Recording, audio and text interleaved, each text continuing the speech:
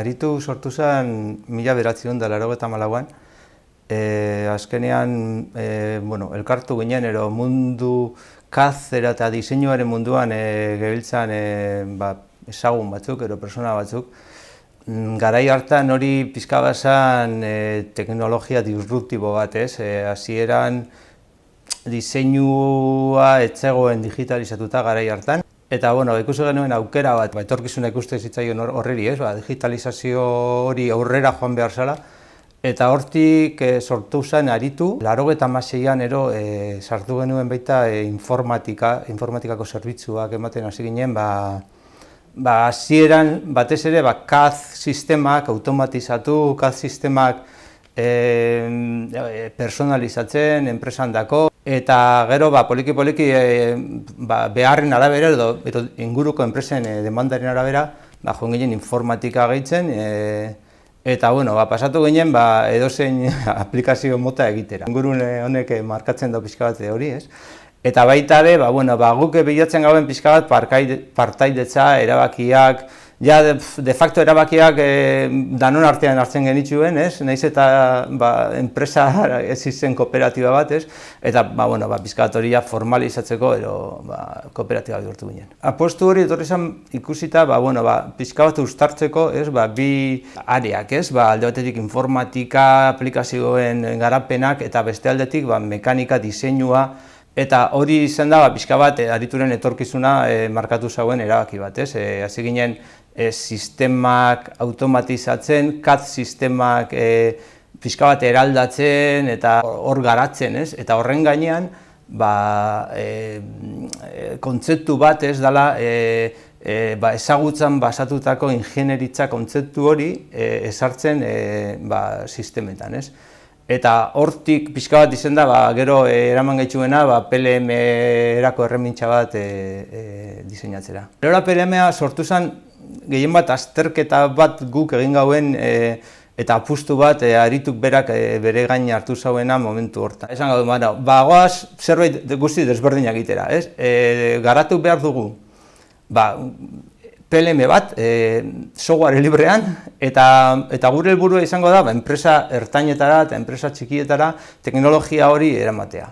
Eta hori izan zen Elora PLM-a garatzeko erabakia. PLM-a da produktuaren bizi zikloa kudeatzeko erremintza bat. Funtzionatzen dau hasieratik produktua kontzeptualizatzen zabitzen unetik, PLM-ak egiten dau, kontzeptu hortatik informazioa sortzen hasi, kudeatzen hasi, eta gero integratuta funtzionatzen dau diseinuko sistemakin, CAD-arekin integratzen da, eta azkenien helburua da, enpresaren ezagutza diseinuarekin eta produktuarekin lotuta dagoen informazio guztia plataforma baten edukitzea. Dauzkagun aplikazio gehienak gure bezeroak horrelakoa direlako euskeraz daude. Osea, ingelesez, euskeraz eta erderaz. Hori da pixka bat gure aplikazio modeloaren estandarra. Erabili gauen Elora garatzeko software librean oinarritutako beste erremintza bat, Nuxeo deitzen da.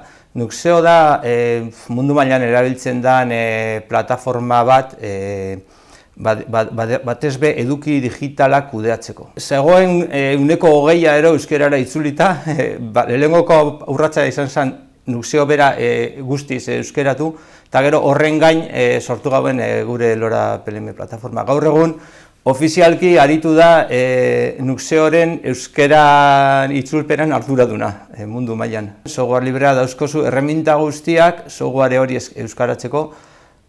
Horretaz aparte, badauzka beste abantaila pila bat, lizentziarik ez duzula ordaindu behar, moldagarriagoa dela, eta batez be, zerbitzuetan eta implementazioan errekurtso gehiago jartzeko aukera ematen dauela. Daukagu eskaera bat eginda Easy Proiecteri software hori euskaratzeko, eta aidean dago, ez duzku onartu oraindik hori. Zergaitik, bizkatxo bat, beraien produktua da, lizentziautako produktua da, ez da irekia, eta inork ezin du horrezkoa sartu, baimena behar duzu horrezkoa sartzeko. Software librearekin ez da horrelako hori gertatzen. Nik uste dut aurrera goazela,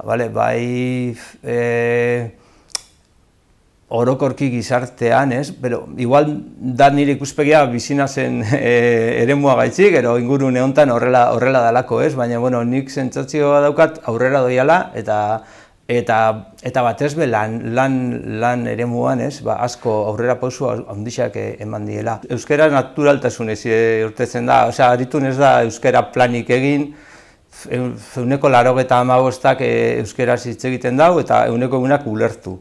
Bale, eta gure bilerak kafe hartzen gauenean, normalean gu betik euskaraz hitz egiten gau. Hemen bailaran, debagoienean, praktikamente gu gakoen harremanak euskaraz izaten dira. Ze bezeroak be euskaraz hitz egiten daue, eta ja sortzen da lan harreman bat euskaraz. Nik uste dut, baita be komertzialki euskarak bideak zabaldu egiten dauela. Erresagoa da, bai, erresagoa da, enpresa batera bidea irekitzea, atea irekitzea, euskaraz hitz egiten joaten bazara, horrela ez bada baino. Industrian, ero gizartean orokorki, azkenien apur bat lotuta dago, bai da egia, bai enpresa askok euskara planak eta bultzatu dituztela, eta ezagutzen gau enpresa desente, arrasaten be bai, euskara planak aurrera atara dauenak, eta bai igartzen da, hori, tratu hori, ero betik aukera emuten dabiela euskaraz hitz egiteko, euskaraz lan egiteko, Baina bai da, ez dakit, bultzatzeko, erabilera hori areagotzeko,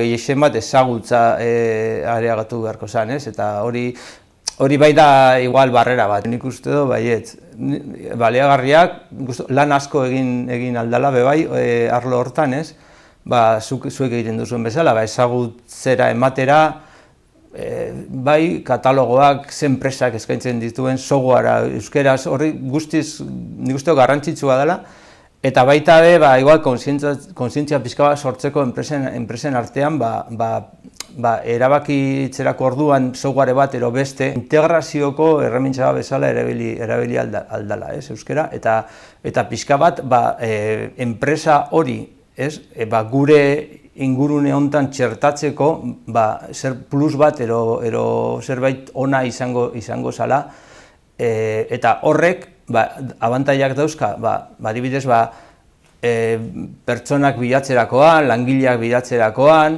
hornitzaileak bilatzerakoan, inguruko bertako hizkuntzan moldatzen bazara, ero bertako hizkuntzan erreferente zela ikusten bazaituzte, emaitza hobeagoak edukiko dituzula, bai ekonomikoki ere.